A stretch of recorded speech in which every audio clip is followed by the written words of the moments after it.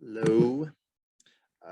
Today I am going to be giving you a synthesis on this class and what I've learned in this class and how I'm going to apply it in my teaching career. Uh, so one of the questions was teach a skill that I've learned and loved. Um, One of the skills in uh, Brother Puccini's class that I've learned in the classroom is avoid even the appearance of evil. And I think this is super important to apply in classrooms, especially in today's world where things can be so controversial.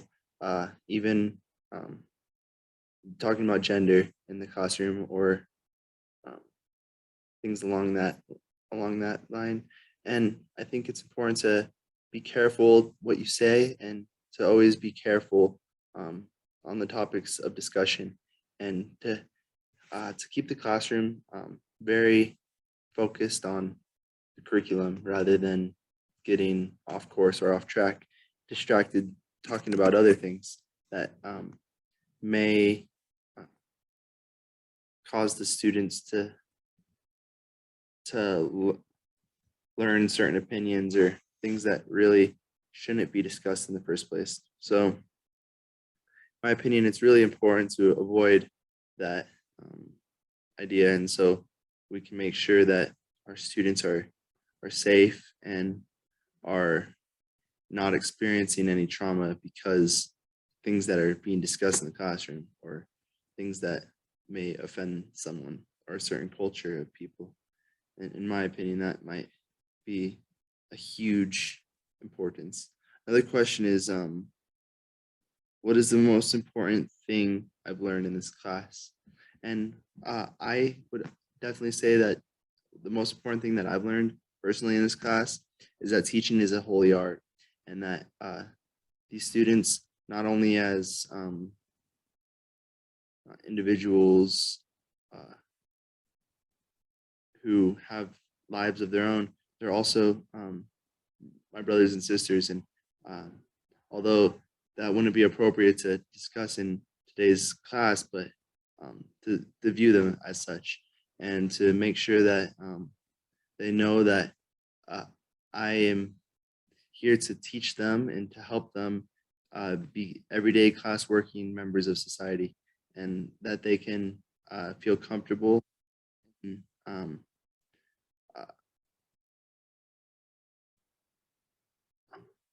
proud of where they are and how far they have come or where they are coming.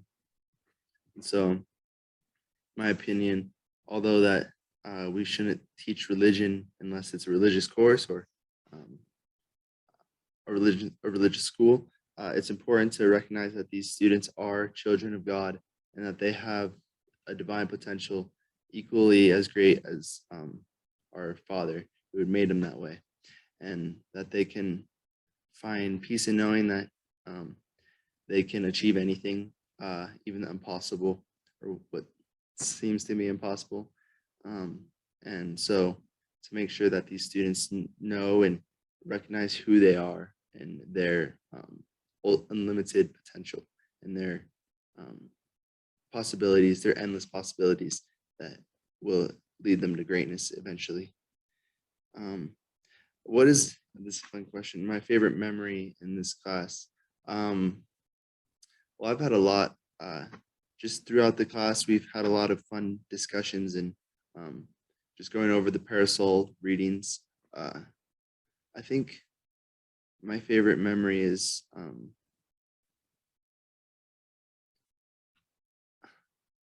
when hmm, could be with a lollipop being thrown, or just um, I think when Brother Pacini gets so invested and so um, genuine about the subject he's teaching that you almost see a tear in his eyes, and that you can feel that he truly has this love for the students that he taught in Washington or that he truly has a love for the experiences he's had, is my favorite experiences. When you feel that, it's nothing that can be said, something, it's a feeling. So that's that is definitely my favorite memory in the class. Um, a hard lesson that I learned in this class. So question is, what is a hard lesson that you've learned in this class? Definitely, be careful what you say. And uh, I think um, we can sometimes, you know, we're so fragile. And um, I think it's important to be careful that you don't hurt anyone's feelings, because some people might be dealing with certain health issues, or especially the ones that you can't see, not the physical ones, but the mental health problems. So being careful, like, to be sensitive on those topics. And something I've learned is that we can have those discussions as long as we keep it in the boundaries of being sensitive, and being understanding of other people's follies or shortcomings. So I think that's an important lesson that I've learned. Um, the apps I'm most excited to use in my classroom, I've fallen in love with Class Dojo. I think that is an awesome um, application to make. Um, I know teachers do get busy with grading, so it's convenient when you can make a quick assignment, and you can send it out to the whole class. And not only does it conveniently help you create, have ideas already, whether it's a drawing, or a quiz, or a video already prepared that you can just virtually send in a millisecond.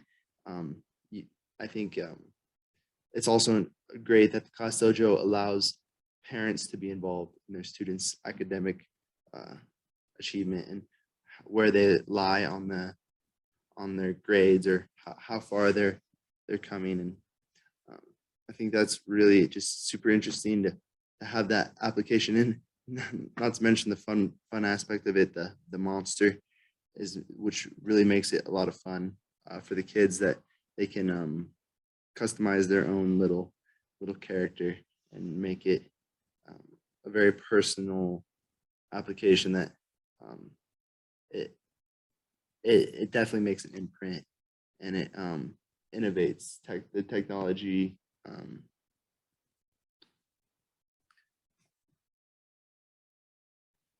so um, so last question is, what are the more spiritual or long-term lessons that you have learned in this class? Um, so I've learned that uh, teaching can be stressful, and that you sometimes need to make up a lesson on the spot, if um, or um, you have to work with different personalities and different people. And uh, you, you might not be prepared, you might have something prepared, and uh, a student takes the class completely the other direction, and you have to be prepared for that, and um, understand your students, and understand how you can best uh, apply the lessons you've learned. So to be very blunt, and but not overbearing, is, yes, what I feel I've learned is to um, don't beat around the bush, but um, at the same time be sensitive. It's kind of a very hard balance, but once you find it, I think you can be a great teacher. And that's something I've learned in this class, is what is great teaching. And great teaching is a lot of things. Great teaching is a as we see, a great teacher is is being authoritative, um, having high expectations for your students, um, and being highly involved in their academic success.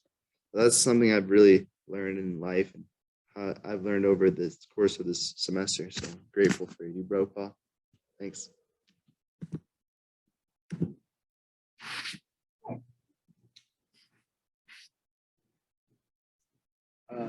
Yeah, this is for Bro Pause class. This is the mock interview podcast project. Yeah, and the seeds we're planting will grow to become mighty oaks. Okay, so what made you want to become a teacher? I have wanted to be a teacher since I want to say 2020, when I was working with my nephew one-on-one, teaching him the 3rd grade curriculum, and teaching him during the time of COVID. I was homeschooling him, and I really just grew to love working with children at that time, and also I had experience with kids on my mission, and working with a family that had 38 grandkids, and just helping them grow and experience life in a safe environment is something that I think would bring a sense of satisfaction and fulfillment in my life. Yeah, so you talked about your mission for what? What is that? So I served a mission to a volunteer mission for my church, and during that I spent 40 hours a week volunteering, and part of that volunteer work included working with a family that has a lot of grandkids, and also working with one-on-one with my nephew, and also working at a kids club where I was able to help tutor kids in an after-school program. Cool. So what do you think makes you a good fit for our school? Why do you want to teach here? What makes it stand out when compared to other schools? I think I'd be a good fit for this school because I'm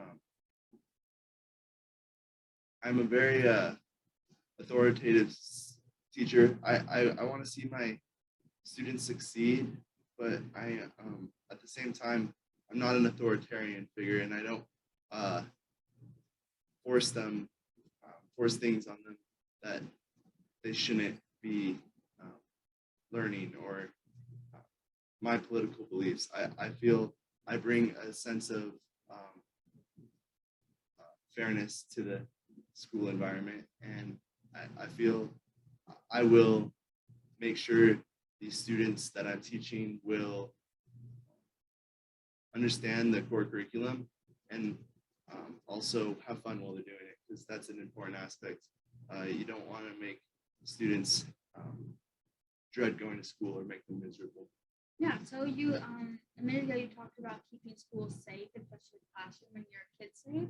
How would you go around doing that, especially with what's been in the news lately? Well, definitely, like, the safety protocols are always important. So teaching our students, obviously the fire drill, but also teaching them signs to look for if they might be in danger during, maybe if a school lockdown, going over those procedures so that the students will feel safe when, or if, hopefully never, something horrible goes wrong. Yeah. So if you end up teaching here, what is something that you would like to apply into your classroom, and something that would separate you from other teachers in the school? Well, I feel I would apply my my instructional techniques. So letting kids work individually, but also in group settings. I'd also use other techniques I've learned while in school. So certain applications that I have discovered while completing my major, I will apply those into my classrooms so that my students can get the best possible education and receive success into their lives, in their daily lives. And I'd also advocate for student and parent involvement. So me speaking with the parents on a frequent basis so that they know where their student lies in the school system and how well they are doing. Yeah, so this question kind of ties into what you were just talking about, but how would you handle or how would you help someone who is classified as a trouble student or somebody who may have undiagnosed like ADHD or autism, or how would you kind of help them? Absolutely. I feel I would use what I've learned to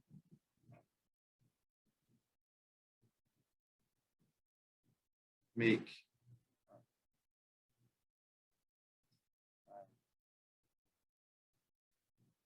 exceptions for those students, and so that those students will feel safe in every environment that they might feel. If they do feel like they are being segregated from the group or left out, just to make sure that they always feel involved. Find a good match and a partner for that person, perhaps, or maybe make it my emphasis to focus on that student who might be struggling in certain areas. Mm-hmm. Yeah. So going back to the whole safety, so that seems like a big part in your teaching. So how would you protect the kids' safety when it comes to bullies or somebody who seems to be picking on them? How would you handle that? Yeah, I would. Number one, I think it's important to report any sort of bullying to your faculty, so to your higher ups, the principal, and also immediately seek to find solutions so that it doesn't further any longer, and that the student can feel safe, quick, and sound, so that they don't have to be afraid to go to school, and that they can enjoy the classroom. Yeah, I think that's really important that kids should feel safe in their teacher's classroom, and that they should enjoy school, and they should want to come back. They should have a fun teacher. They want to go and tell their adults, their legal guardians, about what they learned. I think that's really important for student success, that they want to come back. Yeah, so this interview left me wanting to know about you. So tell me about your education and about yourself. Yeah, so I have a high school diploma. I am currently a freshman in college, and I'm getting my major in elementary education and my minor in English, and I am with an emphasis. Okay. Yeah, so I think that went really well, and we'll get back to you in about a month or so with results, and I hope I see you in the future. Thank you, Sadie. That was me interviewing Luke, and now he's going to